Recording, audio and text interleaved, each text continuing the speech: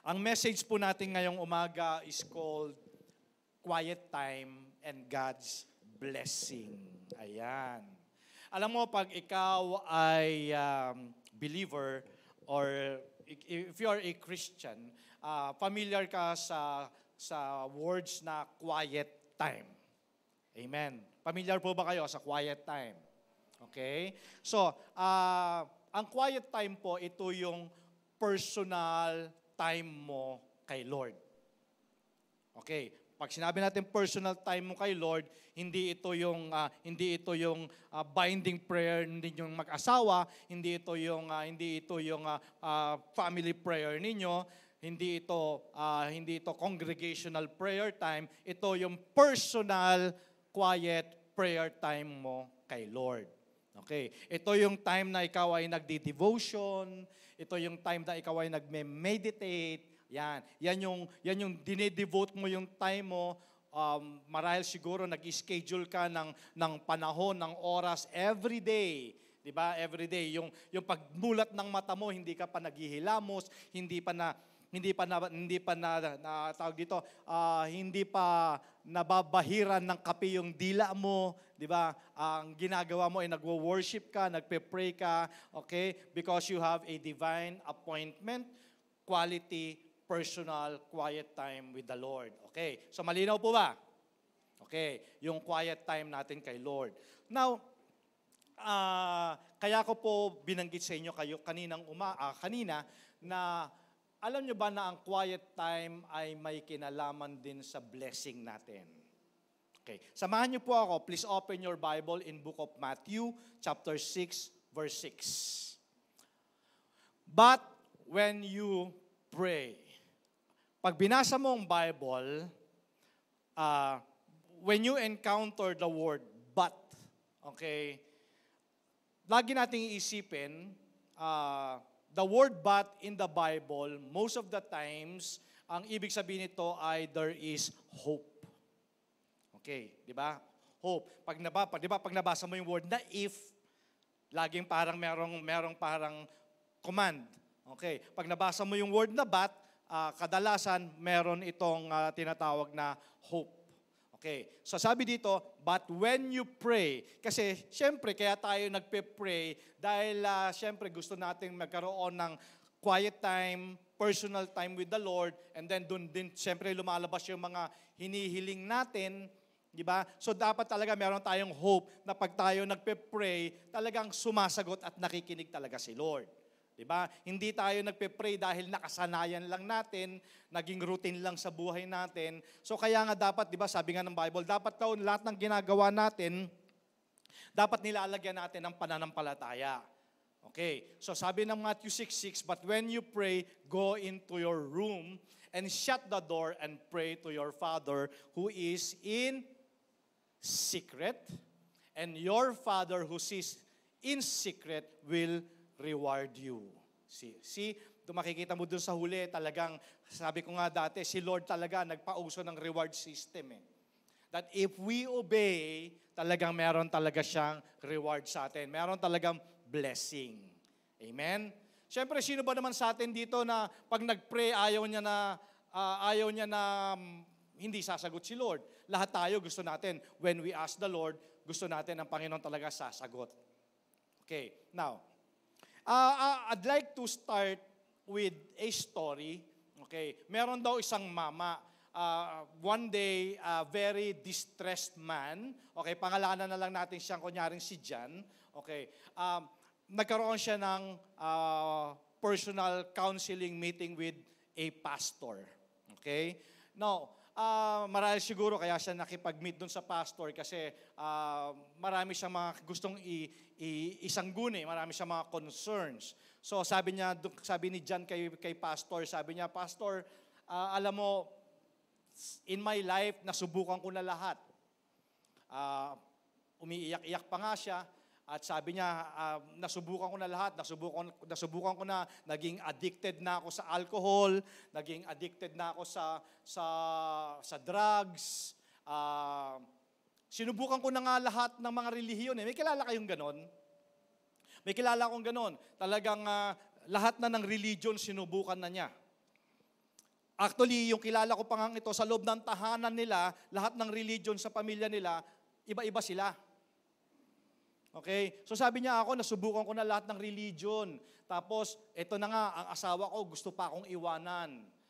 So, pastor, ano bang pwede mong gawin sa akin? So, habang nagsasabi si John dun kay pastor, iniisip ni pastor, sabi niya, very rare. Very rare, sabi ni pastor sa sarili niya. Ang dami ko ng kinounseling, pero itong si John, different ito. Kakaiba to. Sabi niya ganon. And nakita niya na yung life ni John is parang nasa end of the rope na. Kasi nga, talagang desperado na talaga siya. Okay? Minsan nakikita natin sarili natin ganon, no? So ngayong umaga, kung meron dito someone na pakiramdam niya, desperate na siya, para bang pakiramdam niya nasa worst day na siya ng life niya, well, please listen to this message. So ganun din po kay John, talagang naghahanap talaga siya ng kasagutan. Bakit ganun yung nangyayari sa life niya? Okay. Now, so habang iniisip ni pastor, habang nagsasalita itong si John, ito ang sinabi niya kay John. Sabi niya, alam mo John, walang ibang makaka-feel ng void sa buhay mo, kundi ang Panginoon. Naniniwala po ba kayo? Sino dito sa inyo yung nasa sitwasyon na alam mo na hindi na kaya ng tao at kailangan mo na ang divine intervention? Dumating ba kayo doon sa point na gano'n, na hindi na kaya to ng tao? Sickness. Hindi na kaya ni Doc. Hindi na kaya to ng amoxicillin. Di ba? Hindi itong sitwasyon na to, hindi na kaya to ng tao. Kailangan mo na ng divine intervention. Pwede po ba tingnan mo katabi mo, sabihin mo, kailangan natin si Jesus. Totoo po 'yon. There will be times or time na mararamdaman mo na may sitwasyon sa life mo na hindi na kaya to ng tao. Kailangan na ng divine intervention. Amen. Ito po yun. Sabi nga nila, the greatest miracle daw na pwedeng magyari sa isang tao, yung makilala niya ang Panginoon at mabago yung buhay niya. Kasi, gano'n ba karaming tao nagpaalala? Gano'n ba karaming tao ang nagsabi sa'yo? Gano'n ba ka sa school, sa tahanan ninyo, magulang natin? Hindi nga tayo nabago eh. Pero nung nakilala natin ang Panginoon, nabago tayo. Kaya sabi ni Pastor kay John, tingin ko ang kailangan mo ang Panginoon. So ang ginawa ngayon ni Pastor, nilid niya si John into a prayer. Pinatanggap niya si John kay Jesus Christ. Siyempre, kailangan sincere yung acceptance natin, yung pag-receive kay Jesus Christ. And then, siyempre, naramdaman ni John yung joy sa puso niya na matagal niyang hindi nararamdaman. Dahil nga, siyempre, suffocated siya ng mga concerns, mga alalahanin, mga problema sa buhay. Pero that time, iba yung joy na naramdaman niya sa puso niya nung tinanggap niya si Jesus Christ as His personal Lord and Savior. So, He became a new creation. Okay? And sabi niya kay John, okay, ganito, John ha, bago tayo maghiwalay, ang bilin ko sa'yo, you spend quality time, you spend time with God daily. Yon. So, yun ang bilin ngayon ni Pastor kay John. So, nakinig naman si John. Ang ginawa niyang pattern. Araw-araw, spending daily time alone with God. Yun ang ginawa ni John. So dahil naging pattern sa buhay niya, nag-spend siya ng time kay Lord on a daily basis, nagkaroon na revolutionized. In other words, nagkaroon ng unti-unting pagbabago yung buhay niya. His life and na-transform yung life niya into a dynamic Christian. Ito yung tinatawag natin mga kapatid na every moment with God creates momentum. Magkaroon talaga ng momentum every moment natin kay Lord. So over the years, Over the years, dahil nga sabi ko nga po sa inyo, yung ginawa ni John na pattern sa buhay niya, nag-spend siya ng time kay Lord araw-araw. Na hindi naman niya ginagawa dati. So, in short, John grows spiritually. At maraming nakakita, maraming nakapansin kung paano, di ba, last Sunday naalala ninyo, di ba? Sabi natin, wait and watch for God to move. Di ba? So maraming nakakita ngayon kung paano unti-unting nagbabalik, natatransform, nare-renew yung buhay ni John. Ito yung sinasabi natin mga kapatid, may mga situations sa life natin na makikita mo hindi na to kaya ng tao. Hindi na to kaya ng kahit sino. Kailangan mo na ng divine intervention. Well, of course, sabi ko nga po, madalas kong sinasabi to, well, kahit naman nasa Panginoon na tayo, hindi naman tayo exempted sa mga problema pa rin. Still, John still had his share of difficulties. Ang pagkakaiba nga lang ngayon, meron na siyang Lord. Amen. Kaya nga lagi natin sinasabi, no, buti na lang, nandyan ka, Panginoon. Buti na lang, nandyan ka, Lord. Kasi, can you imagine yourself? Kung dumadaan ka sa matinding problema, isa-isang sitwasyon, tapos hindi mo kilala ang Panginoon. Kaya marami po nagbe-breakdown.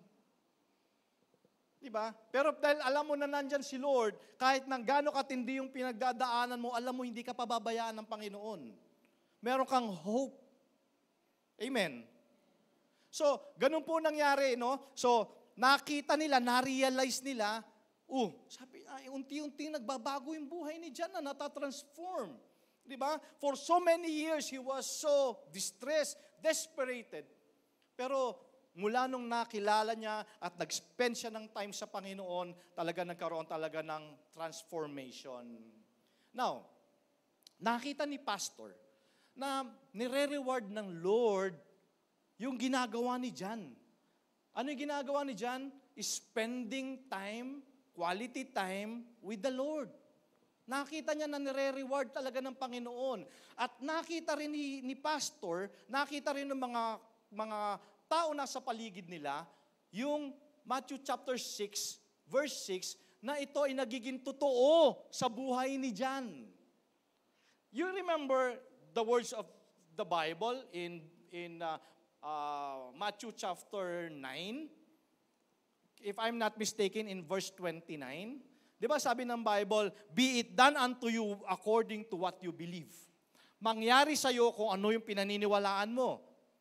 No, nakita nila ngayon na itong Matthew 6:6 na to is totoo nga. At nangyayari ito sa buhay ni John.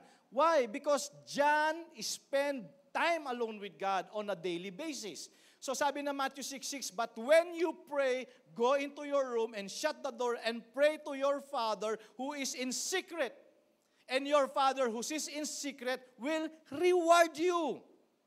So, siyempre, pag nandun ka alone with God, nandun ka in a secret place, in your room, walang hypocrisy ito. Walang nakakakita sa iyo eh. Di ba?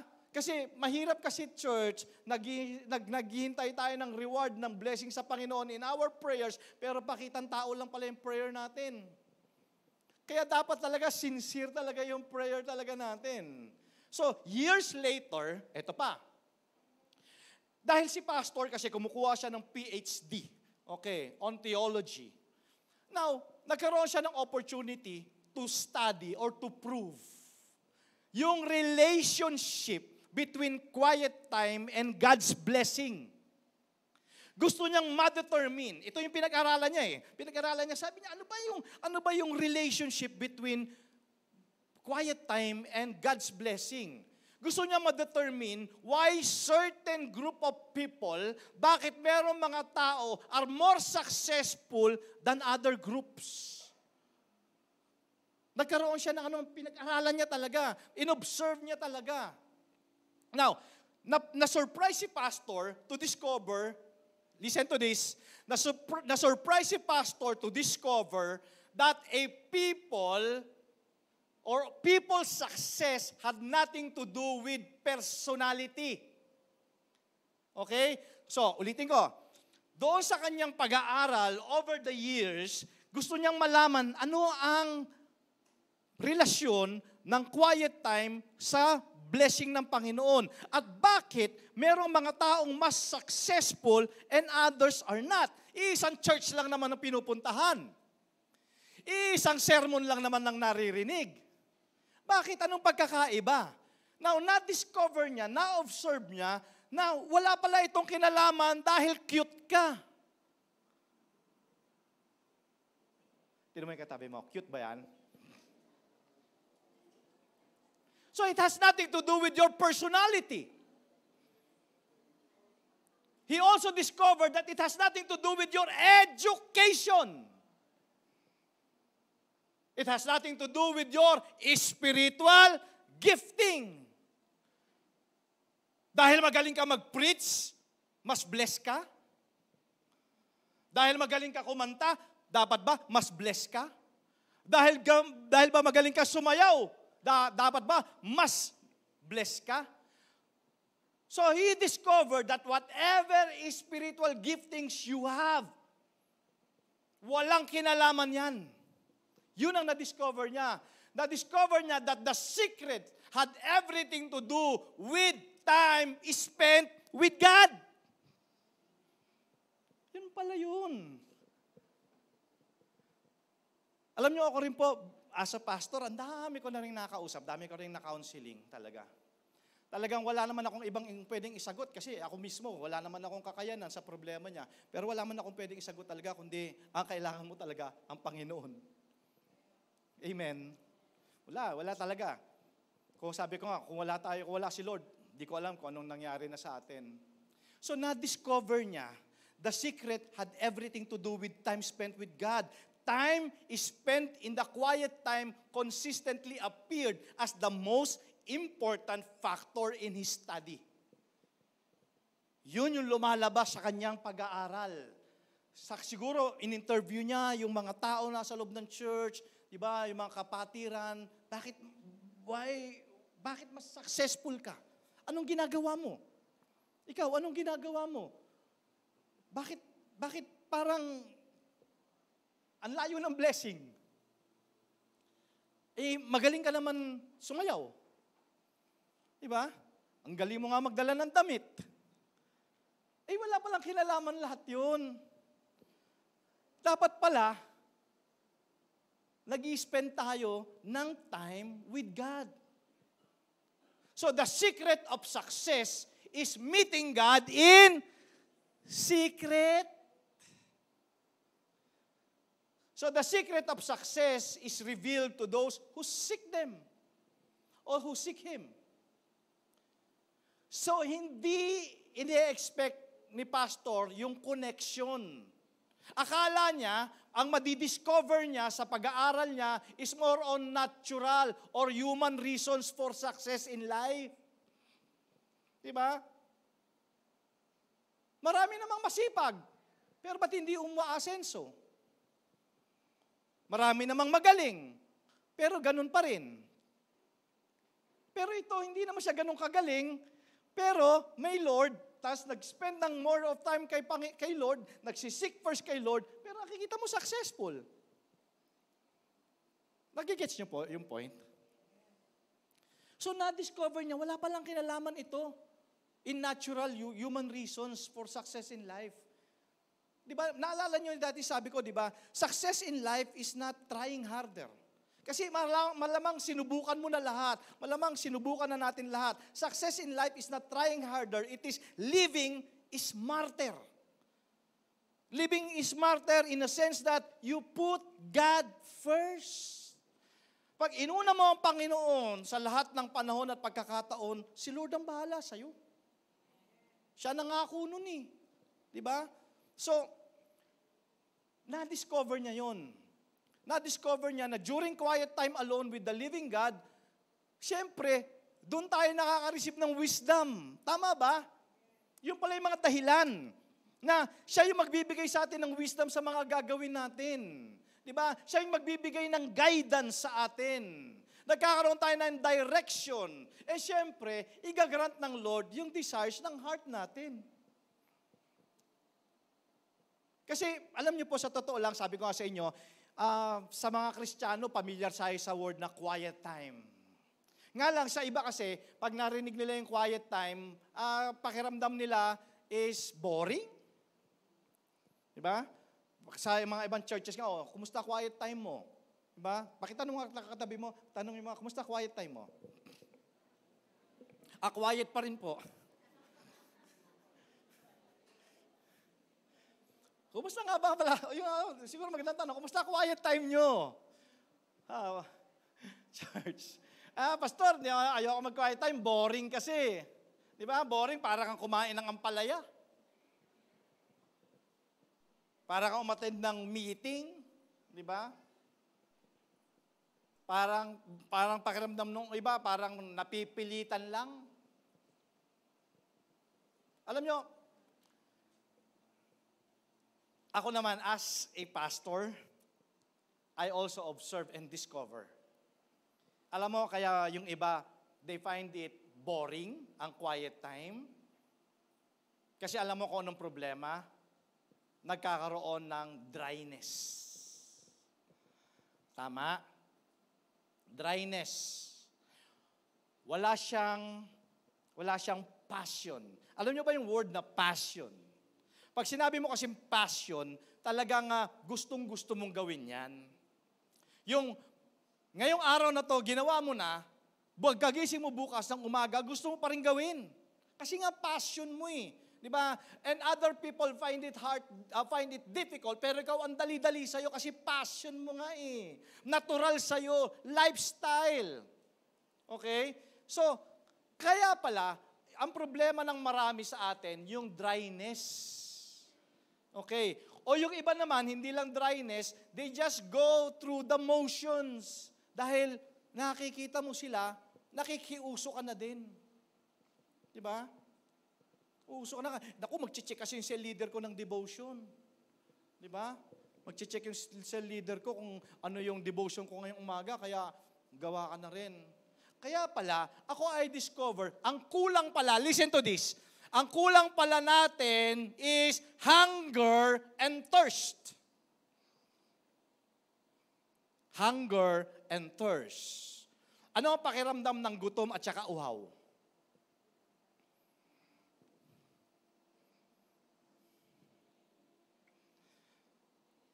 Pag gutom, kahit anong pagkain, kakainin. Tama. Pag gutom, kailangan mo ba bang maghintay ng alas 12 kung alas 8 pa lang, alas 9 gutom ka na? Ay, hindi pa ako kakain kasi alas 8 pa lang. Wala pang lunch time. Gutom na gutom ka nga eh. Ano gagawin mo? Pag gutom, kahit saang lugar, kakain. Di ba? Yung mga nagte-testimony dito, di ba? Yung sa loob ng banyo, dahil nagtatrabaho siya sa McDonald's, sa loob ng banyo niya kinakain yung burger para hindi makita ni manager. Tama? Gutom eh. Amen. At pag gutom, maniwala ka, alas 2 na madaling araw, nung kabataan namin, palibasa puro kami lalaki, naririnig namin yung kaldero na kinakayod. Di ba? Kinakayod na. Yung, wala na, paubos na eh. Talagang ano na, kahit totoong kakayuri niya ang kakainin. Kasi nga, gutom. So yun pala ang problema natin with our time with the Lord. Yung hunger and thirst. May dryness. Kaya because of that hunger and thirst, nawala din yung, anong sabi doon sa Revelation last week? You have forsaken your first love. Dahil nawala nga yung hunger and thirst eh. So ngayon, yung first love mo, nakakalimutan. Kasi di ba pag in love ka, listen to this, taas ang kamay ng mga in love. Kinukurot-kurot na ni Mrs., tumaas ka ng kamay. Tumaas ka ng kamay. Yeah? Okay, di ba pag in love ka, gusto mo laging kausap? Sino dito in love kay Lord? Ay, ba't hindi ka nagka-quiet time? Pag in love ka, gusto mo ka laging kasama. Para bang pagkasama mo siya, hindi nauubos yung oras mo kasi nga passion mo siya eh. Di ba? Walang boring time pag in love ka. Yun yung sinasabi ko. Dryness, hunger and thirst. Di ba? Nga lang yung iba kasi, parang nangyayari, sabi nila boring, tuloy ang nangyayari, parang yung quiet time nila kay Lord, parang duty na lang. Well, ginagawa ko lang ito kasi kailangan kong gawin eh. At saka meron akong hingin kay Lord.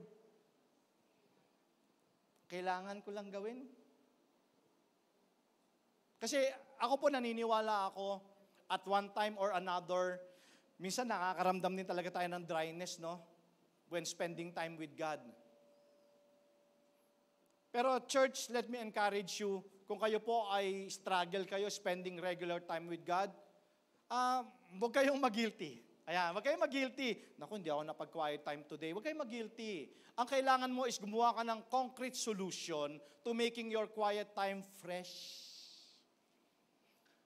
Quiet time fresh. Papaano na yung mga matatagal na ritong mananampalataya? Di ba? Fresh pa ba yung quiet time mo o routine na lang? Yun yung sinasabi ko. Di ba? Binambilin ko sa inyo, di ba?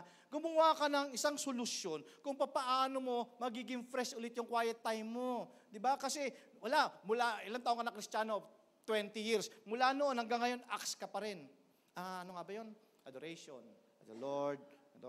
Thanksgiving. Mali pala spelling. Simuna. Tama, di ba? Ganun tayo, ganun, no? Yung ginagawa nating routine, tapos yun yung pattern natin, ganyan, nagiging boring. Alam nyo ba na nasubukan nyo na bang makipag-usap kay Lord na wala ka namang hihingin? Oh. Serious. Yung nakipagkwentuhan kay lang kay Lord o kaya nagsumbong ka lang. Ang sarap kaya. Subukan nyo in your room, makipag-usap sa Panginoon, pwede mo kasing isumbong, pwede mong iiyak. Di ba? Pwede mong iiyak. Kaya lang nagiging boring yan kasi ganyan na lang araw-araw ginagawa mo. Lord, pengi ako nito. Lord, pengi. Pengi ng ganito. Ay, ask nga pala. Yung pala, ask. Hindi ask. Kasi yung ask nga pala, by the way, sa mga bago, ask, A-C-T-S, di ba? When you pray, pattern yan is adoration, C is confession, T is thanksgiving, and S is supplication. Di ba? Ganon. Ano ba yung, nakalimutan ko. Supplication pala kaagad. Hingi pala kaagad, no? Ganon nangyayari. Kaya nagiging boring. So, gawin mo namang iba. Gawin mo namang iba yung inyong usapan ng Panginoon. Nakaka-boring din naman. Subukan nyo. 5 taon, isang bagay lang pinagkukwentuhan nyo. Kunyari, Titanic lang. Di ba? Tuwing magkikita kayo, Titanic lang pinag-uusapan nyo. Nakaka-bored, hindi. Nakaka-bored. Ang dami na ngayon pwede pag-usapan. May pulang araw na. Mayroon ng Batang Quiapo. Di ba? So, sample lang po yun. Pero hindi ako nanonood nun. Sumisilip lang paminsan-minsan. Pero kidding aside, di ba? Gawin niyo. Hindi ko kasi alam kung paano yung kasi ako, ang ginawa ko para hindi maging boring yung ito pa isa ha. Huwag niyo namang i-condemn yung mga mabibilis mag-pray. Hoy, ang bilis mo mag-pray. Nag-pray ka ba? Tama. Anong gusto mo mag-vigil? Gawa ka ng concrete solution, yung pagising mo sa umaga, bago ka siguro maghilamos. Ako kasi gano'n, bago maghilamos, bago ako tumayo, usap na kami ng Lord. Di ba? Usap muna kayo ng Lord, gano'n, Lord, ganito. At sabihin mo kung ano talaga yung nararamdaman mo, kasi alam naman ng Lord yun eh. Di ba? Alam niya yun, huwag ka mahiya. Alam niya yun. Kaya kasi, church, huwag ka mag-guilty. Huwag ka mag-guilty kung hindi mo pa siya habit today. You make a concrete solution. Kung paano magiging mag-enjoy ka with your quality time with the Lord. Kasi, ayun na nga, sabi ko, minsan nako-condemn pa tayo, di ba? Na parang hindi ka Kristiyano, hindi ka nagka-quiet time. Di ba? Kaya ngayon nangyayari, nagiging burden na siya. At lalo na, ito, tandaan nyo to, pag ikaw ay nagiging regular na with your quality time, marami ng mga distractions. Di ba? Nandyan yung trabaho mo, nandyan yung mga outside activities, Even family. Di ba? Nakikipag-compete sila. Di ba? Doon sa attention natin. Kaya ngayon, nangyayari, si Lord nasa backseat na lang. Maraming mga umaagaw ng attention natin. Pagising mo sa umaga, imbis na mag-quiet time ka, nawawala. Maniwala po kayo. Pagising mo sa umaga, magka-quiet time ka na lang, ngayon papaalala sa'yo ng devil, check mo muna yung email mo. Diba? Check mo email. O baka meron kang mga messages sa FB. Tingnan mo nga kung ilan ang nag-like. Tapos pag may nabasa ka, sira na araw mo, di ba? Tama ba? Tapos ngayon, yung quiet time, dahil nga routine na lang siya, nawala na yung passion, nawala na yung enjoyment mo. Ngayon sasabihin mo ngayon, saka na lang ako magka-quiet time pag meron akong panahon. Naku, ilang beses ko na narinig yan. Pero alam nyo ba, making it a regular practice seems to yung enjoyment sa heart natin. Huwag natin gawing ritual yung ating quiet time. Dapat spontaneous siya. Di ba? Pag ginawa niyong ritual, maniwala po kayo sa akin, maboboard talaga kayo. Di ba? It's just a simple of communicating with God. Di ba? Meron pa kaming nakausap niyayaya nga namin, lika nga, Bible study tayo. Wala akong hilig dyan. Hindi naman to hilig-hilig. Di ba? Wala daw siyang hilig. So kung wala siyang hilig magbasa ng Bible, wala rin siyang hilig mag-pray. So, meron pong isang kaibigan. Sabi niya, alam ko naman talaga na kailangan talaga meron akong regular quiet time with the Lord. Pero, hinihintay ko kasi maging tama.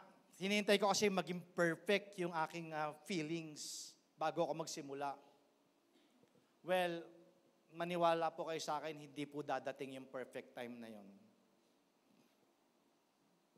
Walang pinagkaiba yan sa prayer natin na, Lord, pag binigay mo sa akin itong pinagpe-pray ko na to, Lord, mag-church na ako every Sunday. Di ba? Ganun, di ba? Lord, pag ako pinromote mo sa trabaho, Lord, mag-minister na ako, magsiserve na ako sa iyo. Sabi ng Lord, no, anak. Mag-church ka muna bago ko ibigay yung kailangan mo. Baliktad, di ba? Okay, ganito. Mag-serve ka muna, then I will promote you. Baliktad kasi, sa Panginoon kasi ganun Tayo kasi, yung self-interest natin. Dapat yung quiet time natin as a Christian, dapat discipline natin ito na perform sa atin into a habit. Huwag nating intayin na maging perfect muna yung situation bago tayo magsimula. Maniwala po kayo, hindi tayo magiging perfect. Kasi sa langit lang tayo magiging perfect. Amen? I discovered, personal testimony, experience ko to, na-discover ko yung direct relationship between my own success and failure. Church, ito, alam ko between my success and failure, nakita ko, may kinalaman talaga with quiet time with the Lord. Diba? Every time na sinasabi ko na, Lord, busy ako Ang dami kong gagawin. Pwede bang mag-check-in na lang later? Diba? Pwede bang, diba? Ay, Lord, busy ako, may gagawin ako. Pwede bang mayang hapon na lang? Pagdating ng hapon, nakalimutan mo na, patulog ka na sa gabi, nakalimutan mo na rin. At the end of the day, na-realize mo, very conflicted day. Diba? Very conflicted day. Ang daming mga palpak. Experience niyo yun? Daming mga palpak na mga ginagawa mo. Ba't ganun? Yun pala, nakalimutan mo mag-quiet time kay Lord. Nag-struggle ka throughout the day without the control of the Holy Spirit sa mga difficulties ng buhay natin. Sometimes preoccupied tayo, bombarded tayo ng mga schedules. Ang dami nating gagawin itong araw na to. Di ba? Ang dami nating gagawin. Maniwala po kayo sa akin. Sabi ko nga sa inyo, yung cellphones ninyo, kung diyan ka mahina-hina ka pa, diyan ka nagdi-devotion, maniwala po kayo, aagawin yan ng Facebook. Di ba? Aagawin ng Facebook yan. Paggising mo hindi mo pa nga naiisip na mag-pray, isipin mo na, may email kaya ako? Di ba? Kagabi bago matulog, nag-post ako nung bago kong damit. Ilan kaya nag-like? Ang daming mga duties, bombarded yung schedule mo. Kailangan mo maglaba. Di ba? Kailangan mong maglinis ng bahay. Kailangan mong pumunta sa supermarket. Diba? And then you argued with God. Sabi mo, Lord, alam mo naman, gaano ako ka-pressure, ang dami kong gagawin, kailangan ko matapos lahat ng mga schedules ko, kailangan ko mag-review sa school, Lord. Diba? Kailangan ko lahat ito, Lord. Bombarded yung schedule natin. Well, pastor, ang ganon. Bakit? Sabi ganon. Masama bang maglinis ng bahay? Ayan, di ba? Minsan ganon tayo eh. Masama bang maglaba? Hindi naman masama. Pero ang labada, hindi matatapos yan. Diba? Quiet time ka muna kay Lord. Hingi ka muna ng wisdom, hingi ka ng strength, pasalamat ka muna at nagising ka pa. Amen? So, tinan nyo pag nakalimutan natin yung quiet time natin kay Lord, soon after, pagka na-finish natin lahat ng mga ginagawa natin, doon lang natin marirealize, doon lang natin mapapound out, church, na maniwala po kayo sa akin, by experience, ang daming palpak. Dami talagang palpak. Sabi ng Lord, anak, ako ang magbibigay sa iyo ng wisdom. Ako ang magbibigay sa iyo ng health. Ako magbibigay ng opportunity, ng open doors. Di ba? Even when you're extremely busy, seek me first and I'll give you success. Tama ba? Siya naman magbibigay, siya mag-o-open ng mga opportunities, tapos siya yung iiwanan mo. Well, your experience might be different from my experience, yet the principle remains the same. Church, maaaring iba yung experience nyo sa experience ko, pero pareho lang ng principle ng Bible, that as you commit yourself to spend time with God, He will bless your life and help you make better use of your time. Anong sabi ng Proverbs 16:3? Commit to the Lord whatever you do, and your plans will succeed. Yun pala yun. So, I have come to believe, church, that the most important spiritual discipline in the Christian life is maintaining a regular quiet time. A time to talk to God. At hayaan mo na mangusap sa iyo ang Panginoon. Sabi nga, Pastor, paano mo nalalaman na mangusap sa iyo ang Panginoon? Well, I just can feel it because siya yung nag-open ng spirit natin the moment na tinanggap natin ang Panginoon. He communicate to us through our spirit, and hindi lang yun, siyempre, nararamdaman mo sa spirit mo yun, and every time, sabi ko nga, di ba, when you pray, you talk to God. When you read your Bible, God talks to you. Amen. God talks to you. Kaya importante talaga yun, church, yung daily quiet time natin, devotional time natin. A time to talk to God and allow God to speak to you. A time to read the Word and receive food for your soul. Kaya yung quiet time talaga, nagpo-provide talaga sa atin yan ng chance for a daily check-up. A time to express our cares and concerns to God. Huwag kayong mahiya. Huwag kayong mahiya na magsabi sa Panginoon, gusto niya yun. Gusto niya yun. Di ba? Hindi yung parang kinabisa mo yung prayer mo, di ba? Makipag-usap lang po kayo naturally sa Panginoon. Yun lang yun. Kung ano yung nasa heart mo, yun ang sabihin mo sa Kanya. It is where we receive plans for our future and joy that strengthens our soul. Ito yung opportunity na nakikipag-usap tayo directly with the one who loves us. Di ba? Pwede kang magsumbong, pwede kang umiyak kay Lord. Church, ganun lang kasimple yun. Ganun lang kasimple yung quiet time mo kay Lord. Kailangan natin ito on a daily basis. Remember, church, when God provided bread from heaven, alam niyo yung manna, di ba? Yung mga Israelites. Anong sabi ng Lord sa mga Israelites? Anong kinuman niya sa kanila? Okay, ganito yung mga pagkain na bumabagsak galing sa langit, which is the manna. ang gagawin nyo, igagather nyo lang yan daily. Hindi kayo magtatabi para bukas. Otherwise, yung mana, ma-spoil, masisira. So, ibig sabihin, yung magagather nyo lang today is worth for only one day. So, ibig sabihin mga kapatid, sa atin, we too need a daily spiritual food para ma-face natin yung mga challenges na kung ano yung dumadating sa buhay natin sa araw-araw. Kaya anong sabi sa Matthew 6, verse 34, each day has enough trouble of its own. Di ba? Ibig sabihin pala, itong Matthew 6:34, yesterday's blessing and anointing won't prepare you to face today's cares. Diba? It's not enough doon sa kakaharapin mo today na mga trials, mga challenges, mga heartaches. You need fresh nourishments from Jesus today. Yun ang ibig sabihin nun. Ay hindi, Pastor, nakapag-pray na ako last Monday paano today? Kailangan natin ng fresh nourishment today. Kasi, kaya sabi ng Bible, don't worry for tomorrow, ako bahala sa iyo bukas. So, ibig sabihin pala nun, araw-araw, ngayon, sa bawat bukas, kailangan natin ang Panginoon. Kailangan fresh lagi. Kasi hindi kaya nung kahapon, yung haharapin mo ngayon. Kaya, well, kung magiging honest lang po tayo sa mga sarili natin, madalas, namimiss natin yung kahalagahan ng quiet time. Kasi nga, masyado kang busy. Lord, pray ka pa, Lord, busy ako today. Di ako makakapag-devotion. Pwede po ba, doblehin ko na lang bukas? Taas ang kamay ng honest.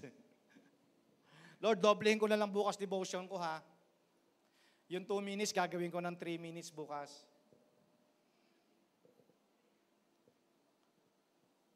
Now, church, hindi mo ba nare-realize kung gaano mo kailangan yung fresh nourishments today as well as bukas? Kasi alam niyo po, today is 11 a.m. Bago matapos ang araw na to, marami tayong mga challenges na haharapin.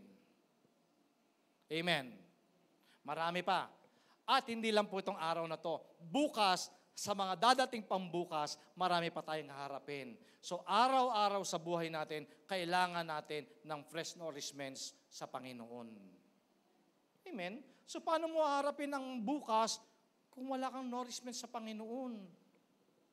So wag po natin gawin na yung quiet time natin ay parang para lang matanggap tayo, maging worthy lang tayo sa paningin ng Panginoon. We don't do it to fulfill a good work or ritual. It's a natural desire that God has placed within us. Di ba? Kaya natin to ginagawa. Again, let me repeat this. It's our obedient response to God who saved us. Ito yung quiet time natin, yung response natin sa pag-ibig ng Diyos sa atin. Gustong-gusto natin mag-spend ng time with Him. Sabi nga po sa inyo, dahil doon sa pag-ibig na yun, gusto natin lagi natin siyang kasama, kausap. Hindi boring sa Panginoon. Sabi nung iba, nag-Christian ka na, boring na buhay mo. Narinig na ba kayong ganon? Di ba? Boring na buhay mo kasi wala ka ng mga good times. Ano kaya, ang saya-saya kaya maging Christian? Tanong mo yung katabi mo, sabi mo, ang saya kaya maging Kristiyano? Di ba? Ang saya maging Kristiyano, maniwala po kayo. Napakasarap. Pagka nagkita kayo, magkukwentuhan kayo, abay, hindi matapos ang oras. Di ba pansinin nyo, sa cell group nyo nga lang Di ba? Gusto mo nang patigilin, ayaw pang tumigil Di ba? 2 minutes ka lang nahihiya ka namang, pare, tama na. Next week mo na yan. Hindi, talagang, di ba? Sarap, di ba? Sarap pag nagsisharing. Di ba? Pakiramdam pag nagsisharing. Yun yung sinasabi ko sa inyo. So ginagawa natin ito, wag natin siyang gawing ritual. Diba? Enjoy natin yung presence ng Lord sa buhay natin. Dapat, sabi nga, yung grace ng Lord, yun yung nagbibigay ng birth, ng desire sa puso natin to spend more time with the Lord. Diba? Nagre-respond tayo doon sa pag-ibig ng Diyos sa atin. Okay? So, maganda siguro ang gawin natin is, i-ask natin si Lord na maging exciting yung ating quiet time. Subukan nyo kasi, di ba? Subukan ninyo. Kung gusto, pwede kang mag-quiet time. Anytime, wala naman tong restriction eh. Di ba? Pero kadalasan kasi ginagawa natin to pagising mo sa umaga, di ba? Yun muna, si Lord muna ang isisik mo muna. Kasi nga, kailangan mo ng wisdom for the day.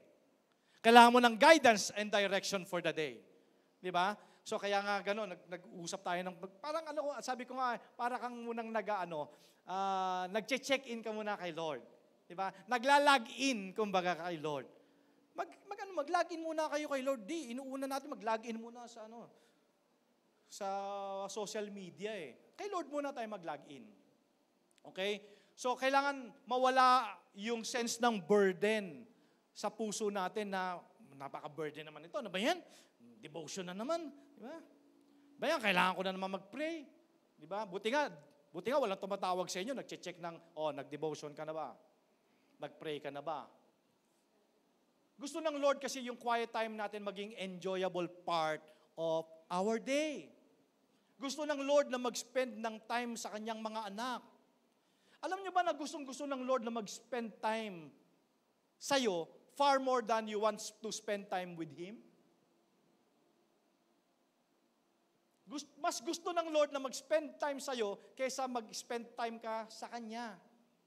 Kasi God is thinking about you all the time. God longs to spend time with you more than you can imagine.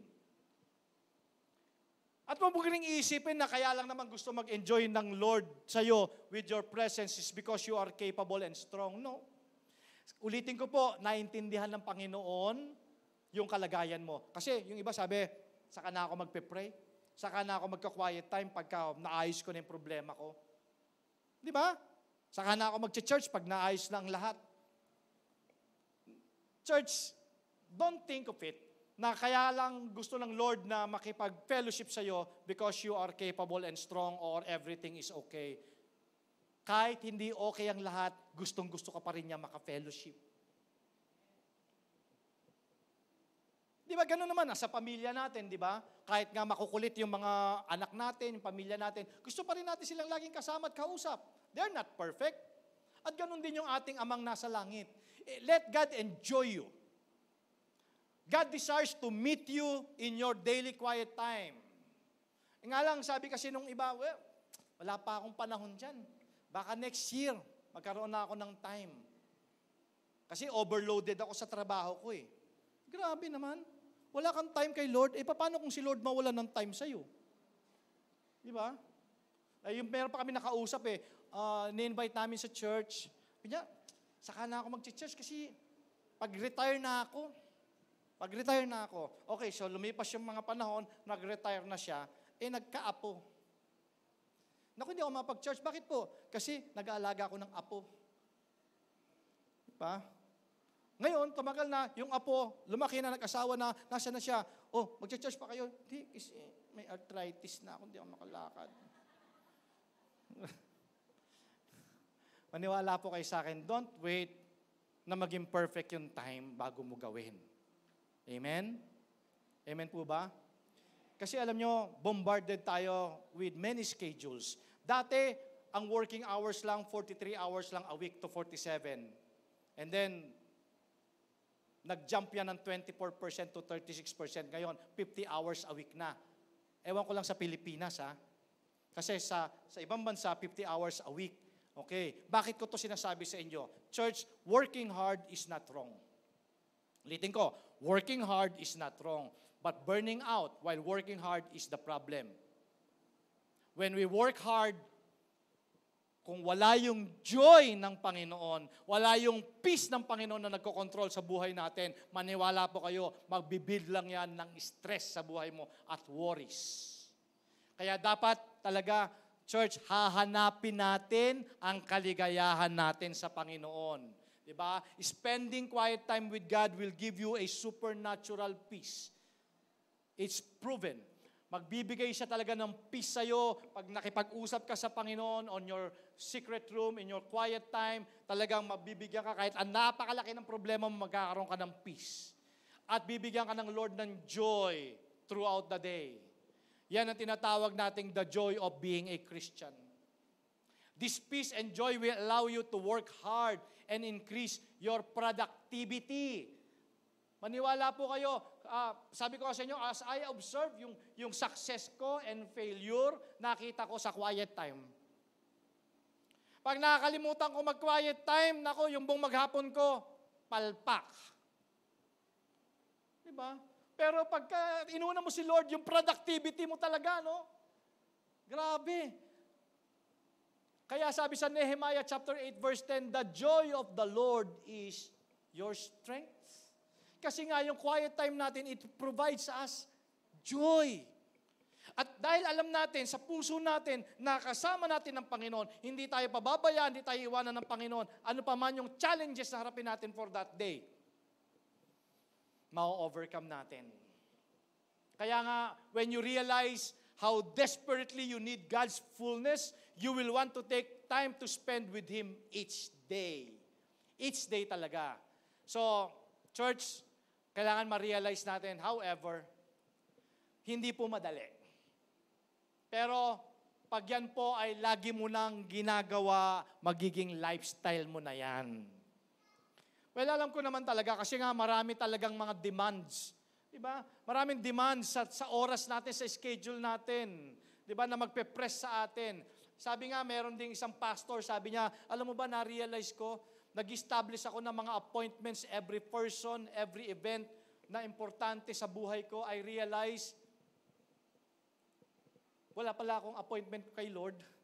Nakita niya yung schedule niya for the day. Si sister, si brother, counseling, mayroong event na ganito, may ganito, makikita niya yung schedule niya. Nakita niyo, nasaan si Lord? Natanong ko po sa inyo ngayong araw na to. Nasaan si Lord sa schedule niyo? Pastor, walang duda, nandito ako sa church eh. But how about your personal quiet time? Di ba? Huwag tayong umasa na, may magpe-pray naman doon sa church. Di ba? Magpe-pray naman ako ni pastor. Dapat meron tayong quality, personal, quiet time with the Lord. Kaya church, as you began your schedule, time alone with God every day, dapat talaga mag-set ka ng regular appointment with God first. You know why? Because taking daily time to care for your own soul, quiet time, and God's blessing, meron talaga siyang connection. Be assured, yan talaga yung urgent need mo. Kaya nga sabi ko sa inyo kanina, naniniwala ako, mga bagay na hindi na talaga kaya ng tao, o kahit kaya pa yan ng tao, kailangan mo na ng divine intervention. Ang sabi ng Matthew chapter 6 verse 33, but seek first His righteousness, and all these things will be given to you as well. Proverbs 16:3, commit to the Lord whatever you do, and your plans will succeed. Quiet time and God's blessing, ito yung secret place mo. Sa bahay mo, pagising mo sa umaga, gawa ka ng altar. Hindi mo naman kailangan na kung i-renovate yung bahay ninyo, meron ka lang corner kung saan mo minimit si Lord. Meron ka bang ganon? Okay, church that's your urgent need and that's your assignment for today. Sa bahay mo, sabihin mo sa pamilya mo o mga anak, sweetheart, etong lugar na to, amin to ni Lord. Okay, dito kami magmi-meet ni Lord every day. Doon, meet kayo ng Lord doon every day. At the corner of your house, doon sa room mo, di ba? Doon kayo mag-meet ng Lord. Di ba? Kasi sabi ng Matthew chapter 6 verse 6, but when you pray, go into your room and shut the door and pray to your Father who is in secret, and your Father who sees in secret will reward you. So the secret of success is meeting God in secret. Sa church, meron po ba tayong natutunan? Actually, yung message po ngayon is more on to encourage you. I-strengthen po ninyo yung prayer life ninyo. I-strengthen po ninyo yung inyong quiet time kay Lord. Kasi baka po yun naman ang nakakalimutan natin. Dahil po malaki talaga ang kinalaman ng blessing doon sa ating quiet time with the Lord. Pwede ko po bang request yung eyes close for a moment? Konti lang po, sandali. Pwede ba sabi mo kayo, Lord, tulungan mo ako ha. Bukas na bukas, Lord. Sisimulan ko na. Anumang mga bombardment ng mga busy schedules, Lord God, empower mo ko na, Lord, imimit kita in secret. In my quiet time. Kapatid, hindi naman kailangan matagal. Ang kailangan lang yung puso mo. Imit mo si Lord. Isumbong mo, kausapin mo. Humingi ka ng guidance, humingi ka ng wisdom, humingi ka ng direction. Because you need fresh nourishment daily. Kailangan natin yun. Kailangan natin yun. Hindi lamang yung nafi-feed lang tayo every Sunday. On a daily basis, kailangan natin yun. So, do you promise starting tomorrow or even today, magsisend ka na ng appointment for your quiet time with the Lord? Amen.